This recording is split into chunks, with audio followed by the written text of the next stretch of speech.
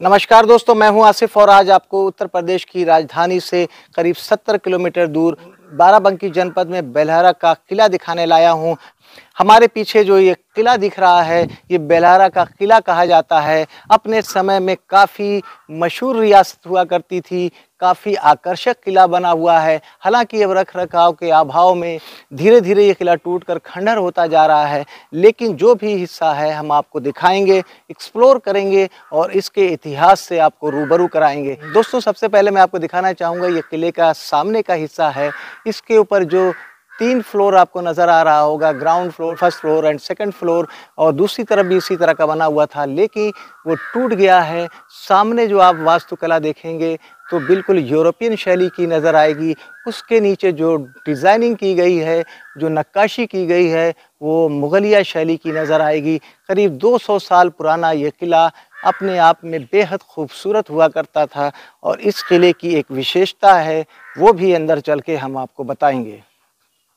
दोस्तों, हम किले के प्रवेश द्वार पर आ गए हैं। सामने आप देखेंगे नीचे 3 आपको दर नज़र आएगा, उसके ठीक ऊपर उसी प्रकार के 3 दर नज़र आएंगे और उसके ऊपर आप देखेंगे तो जो डिज़ाइन है, जो झरोखे बने हैं, जो कार्निश है, वो भी कितनी शानदार बनी हुई है। हम करीब से चल के आपको इसकी वास्तुकला से रूबरू कराएंगे कि किस शैली में बना है और कितना मजबूत बना था ये किला। हम ऊपर सीढ़ियों के माध्यम से यहाँ तक आए तो यहाँ पर आने के बाद बिल्कुल आपको अलग नज़र आएगा। ये 2 पिलर नज़र आए हैं, इसके ऊपर ये जो बरामदा नज़र आ रहा है, ऊपर की छत आप देखिए तो बिल्कुल सपाट है और ये जो वास्तुकला है यूरोपियन शैली से काफ़ी मिलती जुलती है, सीधी और सपाट। और जो पिलर हैं ये भी उसी समय के आपको नज़र आएंगे, यूरोपियन शैली के, क्योंकि पिलर पे कोई नक्काशी नहीं है, बिल्कुल सीधा सपाट पिलर बना हुआ है। नीचे इसका एक बेस बना है चौकोर, उसके ऊपर ये पिलर बनाया गया है। ये किले के अंदर जाने का मुख्य रास्ता था, लेकिन ये सभी रास्ते बंद कर दिए गए हैं क्योंकि यहाँ पर कोई वारिस नहीं है, अंदर किले के नहीं जा सकते हैं। सिर्फ मुहर्रम के समय में लोग यहाँ पर आते हैं। हम इधर का हिस्सा आपको दिखाना चाहेंगे।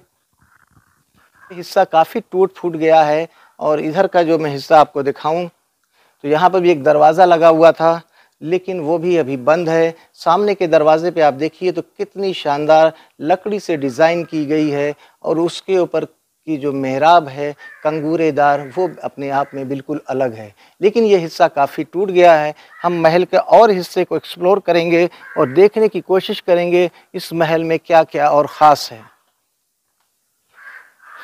इस तरफ का हिस्सा दिखाया और हम दूसरे हिस्से को आपको दिखाना चाहेंगे। दोस्तों देखिए, इस महल का प्रांगण कितना विशालकाय है। यहाँ पर किसी समय पे काफ़ी संख्या में लाख के पेड़ नज़र आते थे, हालांकि वो पेड़ अब बिल्कुल ख़त्म हो गए हैं, कहीं कहीं पे नज़र आ रहे हैं। ये महल के अंदर जाने के जो भी दरवाजे थे वो लगभग सभी बंद हैं, सभी पर ताले लगे हुए हैं। यहाँ पर हमको एक दरवाज़ा नज़र आ रहा है, शायद हम इसके माध्यम से अंदर जा सके। हालांकि यहाँ पे जो ताला लगा हुआ था वो खुला हुआ है। हम अंदर जाते हैं। हम अंदर आए तो ये देखिए चौकोर आयताकार यहाँ पर एक कक्ष नज़र आया। इस पर भी छत आप देखेंगे तो लकड़ी की बीम से बनी हुई छत है। लकड़ी का इसमें बहुत ज़्यादा इस्तेमाल किया गया है।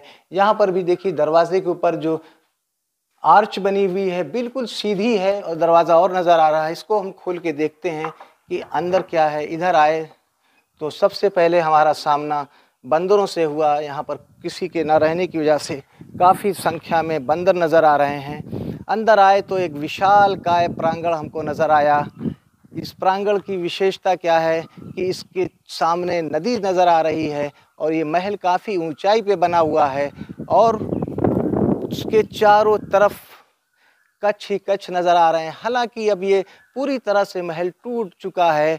और दूसरी विशेषता क्या है, यहाँ पर जो मैंने सुना था कि इस महल के नीचे तहखाने बने हुए हैं, यहाँ पर आके हमको ये सच मिला। आप देख सकते हैं जितना बड़ा ये महल है उतना ही बड़ा नीचे तहखाने का इस्तेमाल किया गया था। यहाँ पर गर्मियों के समय में राजा और उनके परिवार के लोग रहते थे।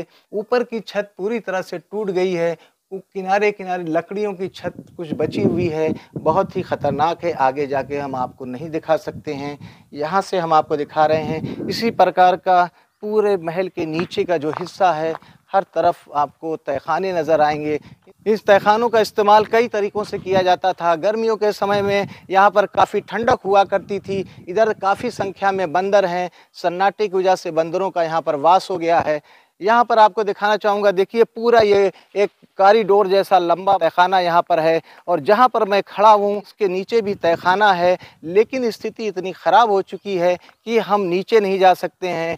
यहाँ पर कोई जाने का रास्ता नहीं है, करीब 15 से 20 फीट नीचे गहरा है और नीचे उतरने का कोई भी रास्ता बचा नहीं है। सामने का हिस्सा मैं दिखाना चाहूँगा, देखिए जो नक्काशी आपको नज़र आएगी, जो दरवाजे के ऊपर जो डिज़ाइनिंग की गई है, पूरी तरह से वेस्टर्न डिज़ाइन आपको नज़र आएगी, पश्चिमी सभ्यता की झलक नज़र आएगी।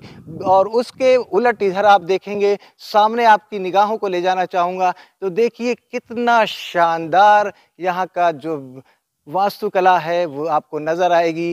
3-3 पिलर का बंच बनाकर 6 पिलर के ऊपर सामने की जो बरामदा बनाया गया है, इस पर नक्काशी देखेंगे, इतनी खूबसूरत नज़र आएगी, इतनी बारीकी से इस पे नक्काशी की गई है कि आप देखेंगे तो हैरत करेंगे। एक तरफ आपको पश्चिमी सभ्यता का नज़र आएगी, दूसरी तरफ पूरी तरह से मुगलिया आपको वास्तुकला नज़र आएगी।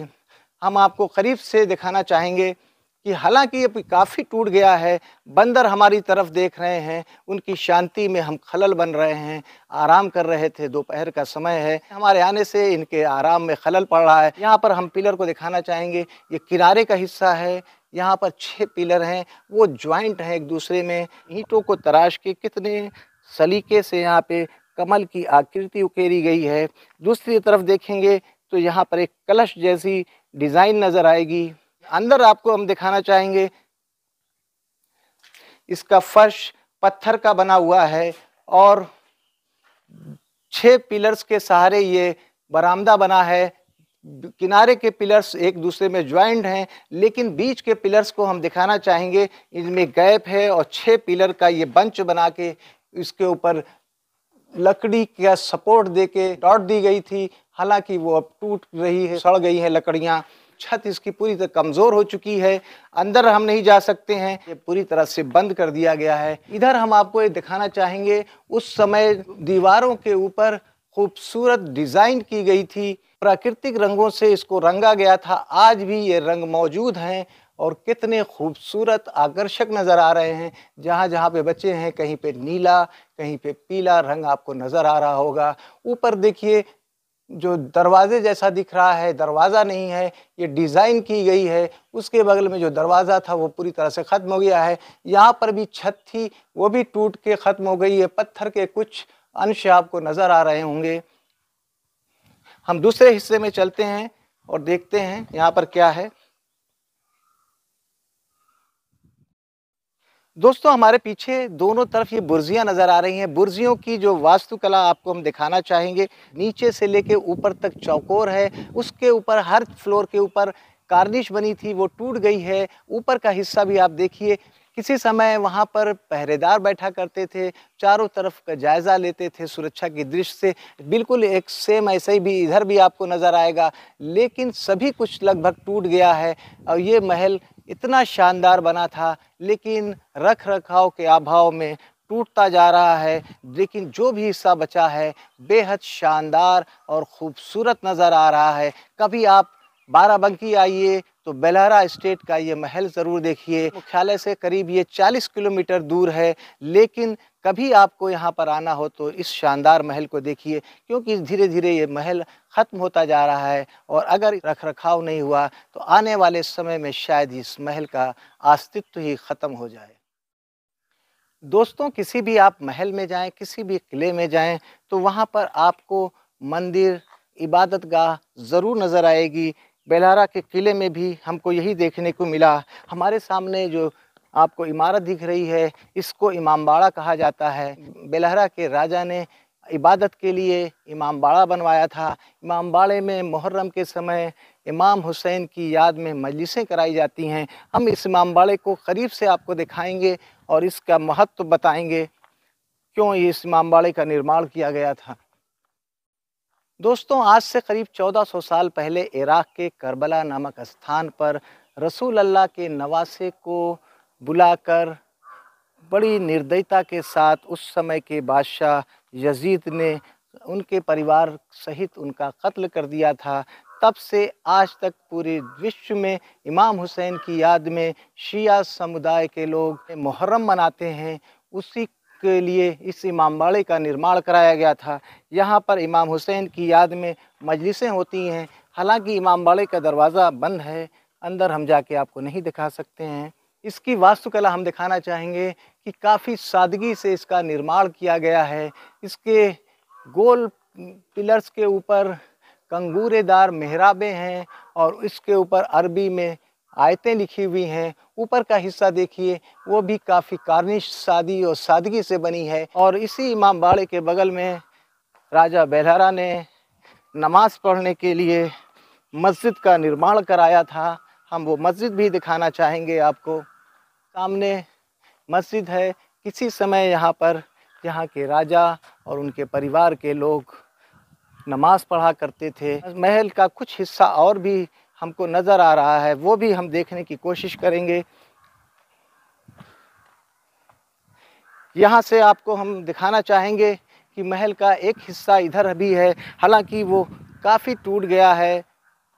एक दरवाज़ा नज़र आ रहा है, उसके ऊपर भी वैसे ही खूबसूरत नक्काशी आपको नज़र आएगी।